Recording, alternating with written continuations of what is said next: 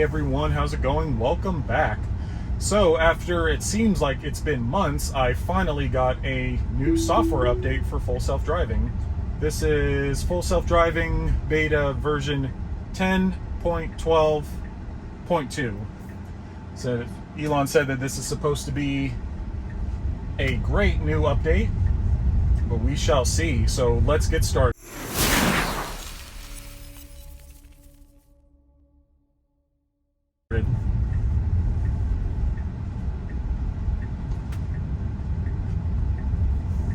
Alright, so just first impressions overall with that and that turn.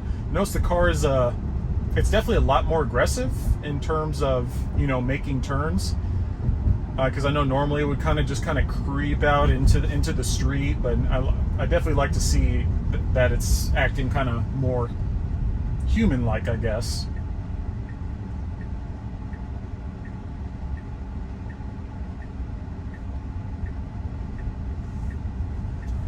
Check out this right turn here. So yep, great right turn.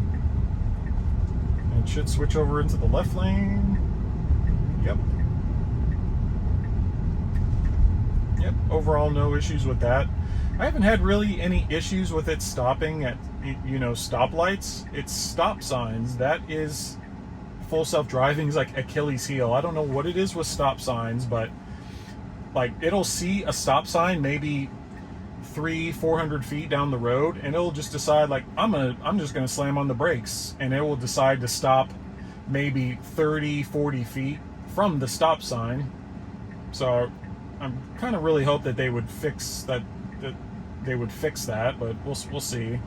I don't think there's any stop signs on this road here. I might have to do a full separate video and just test it at stop signs and see what it does, because I don't know, my last Full Self-Driving software that I had, I don't know what it was. It had this solid 2-week period where I'd be driving home from work, and it would not take me the most direct route to work or to home from work.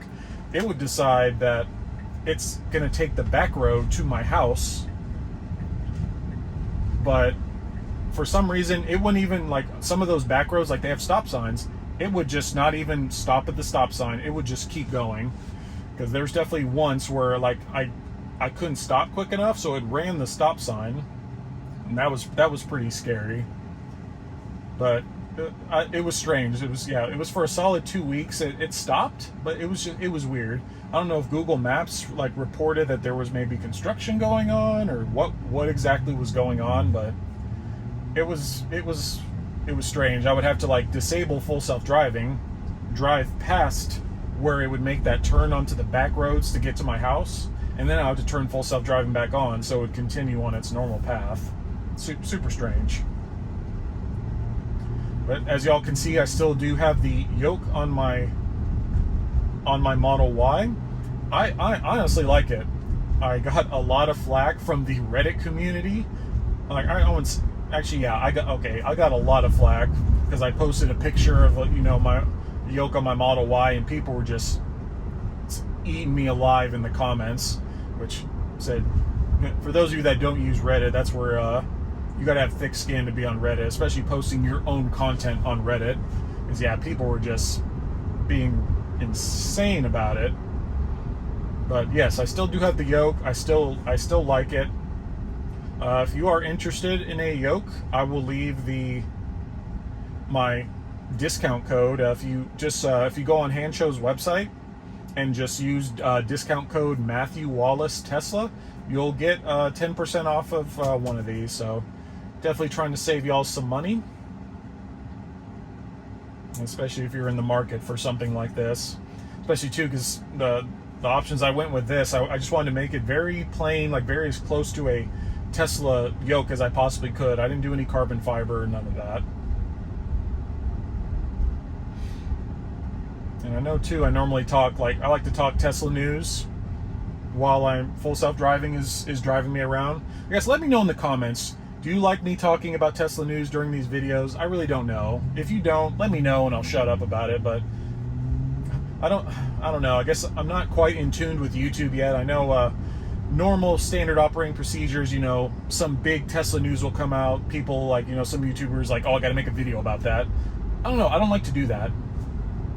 I guess I like more bang for the buck in terms of videos. I just like to combine everything in one. Maybe that's probably a horrible way to go, especially when you're trying to be like a professional like Tesla YouTuber. But let me know in the comments. I know some people comment they don't like the music while I drive, so I'm like, all right, I hear you. No more music. But I don't know how you feel about me talking too much during these videos.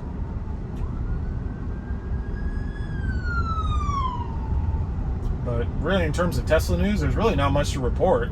Really, the only thing recent I've seen is, so I don't know how to pronounce this company's name. It's Idra, but it's the company that makes the gigapresses for Tesla. And they finally posted a video the other day of their 9,000 ton, gigapress being assembled for Tesla. And of course, okay, big deal, what's that about? And then Elon comments right below, he's like, Cybertruck body. And of course, that stemmed a lot of conversation about the, oh, don't you do it. Okay, good. Well, I guess it could have gone in that lane. I don't know why it didn't. But yeah, so the 9,000 ton gigapress that is needed for the Cybertruck is currently being assembled. Because I know that was kind of their big Achilles heel. They're like, okay, we can't build this truck yet because we don't have the press for it. Originally, it was supposed to be an 8,000 ton press, though. I'm curious why they went with a 9,000 ton press. I'm sure there's some reason behind it. All right, we'll pause that for a sec. The car wants to get over. Oh, sweet. The person behind me was nice. Thank you. I was curious what the car would do. I was trying to get over into this very right lane, but I wonder what it would do if, say if that car didn't want to let me over, which, in today's age, that is a very common occurrence. But so far, it's doing pretty well, knock on wood. But yeah, 9,000 ton gigapress for the Cybertruck body. I'm looking forward to that.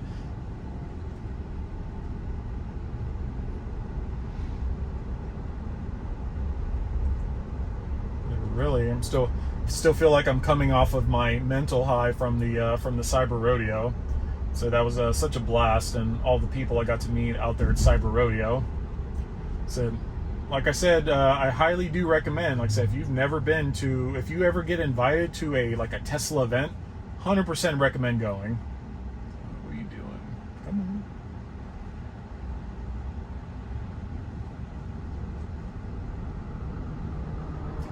Volvo just decided, hey, I'm just going to hang out in the middle of the road. Cool. But yeah, 10 out of 10 recommend going to a Tesla event. They're so much fun. Because not only you get to see all the cool stuff that they're showing off, it's also really about the people you get to meet. And I definitely learned a lot being out there, especially to kind of grow my YouTube enterprise.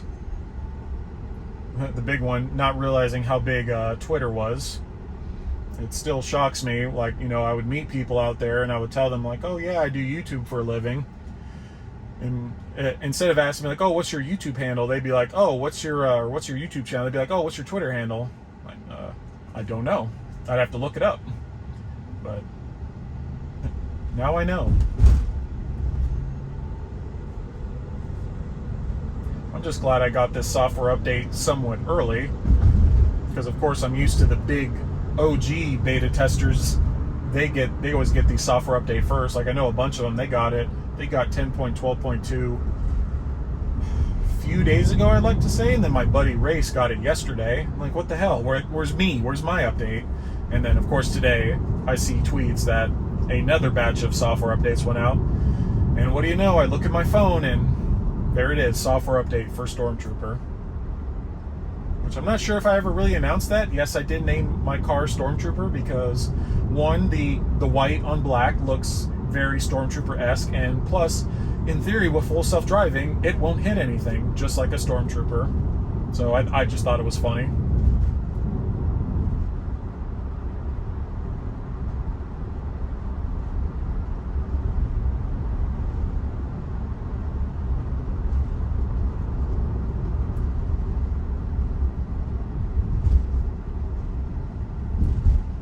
Still a crazy feeling though that my car is driving me around.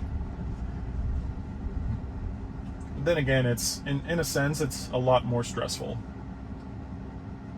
especially when it comes to a new software update, because especially those of you that are like, software engineers, you never know, like one line of code could completely thrash full self-driving.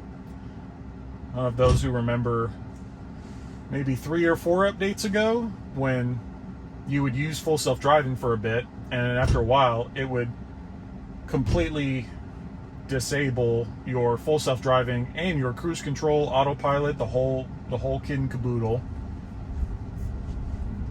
Where are you going? There we go. Whew. As you can see, gas hit downtown Columbia, 428. I really thought we were going to see a downward trend in gas. I remember I saw it go back down to 350. I'm like, all right, cool. It's going down, and then poof, shot right back up. A lot of my friends at work in my squadron, they're instantly like, oh man, like I just ordered a Tesla, but I'm not going to get it till next year. I'm like, I told you. I've told people, like, if you even like just order a Tesla. If you can afford it and it's like been on your bucket list of something you want, like, man, reserve one, because the wait times for these cars is only getting worse. I think I looked on their website today, and I think even to get just like a Model X, not a Plaid, but just a base Model X, I think it's anywhere from like February all the way out to May of next year. So really, most Tesla models are sold out for this entire year. Really, the only ones you can get are the performance models this year and the Plaids. I think I saw on Reddit not too long ago that somebody ordered a Model Y Performance. They were in the Bay Area, and they ordered it, and then they picked it up the next day. So definitely somebody canceled theirs, and they just happened to get lucky. Like, that's the quickest turnaround I've ever seen, 24 hours from ordering a Tesla to actually taking delivery. I know that's the big frustration right now is, you're going to order one and you won't get one for a year. And especially too, like, who knows what's going to be going on. Like, I haven't seen any price increases with Tesla lately, which, that's a good thing. Other than full self-driving went up to $12,000, I haven't seen any price increases for their actual vehicle lineup. I know a lot of people have been asking me, like, Cube, what's going on with the Cybertruck? I think my buddy texts me about it like once a week. He's like, what's going on with the Cybertruck? I'm like, dude, no idea what's going on. Other than 2023, that's all I know. But the biggest question on people's minds with the Cybertruck is, will the original price be honored? So the original prices were $40,000 for the single motor, $50,000 for the dual motor, and $70,000 for the tri-motor. And that's with 250 miles, 300 miles, and 500 miles, respectively. In my opinion, no. I do not think that those prices will hold. The main reason, just the cost of materials and inflation. I know, like, I hate using inflation as an excuse. It seems on TV, that's all I see. That's everyone's excuse is, oh, inflation. But unfortunately, it's true. They're, like, especially back in 2019, when the Cybertruck was unveiled, like, in my mind, like, I thought, at first I'm like, oh, $70,000 for a truck, that's a lot of money. But then again, you're getting a, in theory, somewhat armored 500-mile 0 to 60 in 2.9 seconds truck for $70,000. Like, that's a steal in my opinion. But I honestly don't see that being fulfilled. Still no word whether the tri-motor is still even a thing. I know Elon did announce that quad motors will be delivered first, which, to all of our surprise in the Tesla universe, like, a quad motor, I've never heard of that. So I thought that was pretty interesting. Haven't seen the specs on the quad motor, nothing at all on that, so it's pretty much, it's a ghost. The only thing we know about the Cybertruck is, once again, 4-wheel steering, no door handles, and a big-ass windshield wiper. Ooh, nice. Ooh, so something I did notice. So normally I have it take me to Target, but for some reason, when I tell it to take me to Target, it'll keep going and it'll take the long route. So finally, they decide to update it where it actually turns here like it's supposed to. So that's pretty cool. So, but other than that, that's all I got for you. I hope you enjoyed the video. If you did, please give it a thumbs up. And if you're new to my channel and have not yet subscribed, please hit the subscribe button below. It definitely helps me out a lot. I'm on my way still to 1,000 subscribers. Thanks to everyone that is still sticking around and has supported me along the way. But I hope you enjoy the rest of your day. See ya!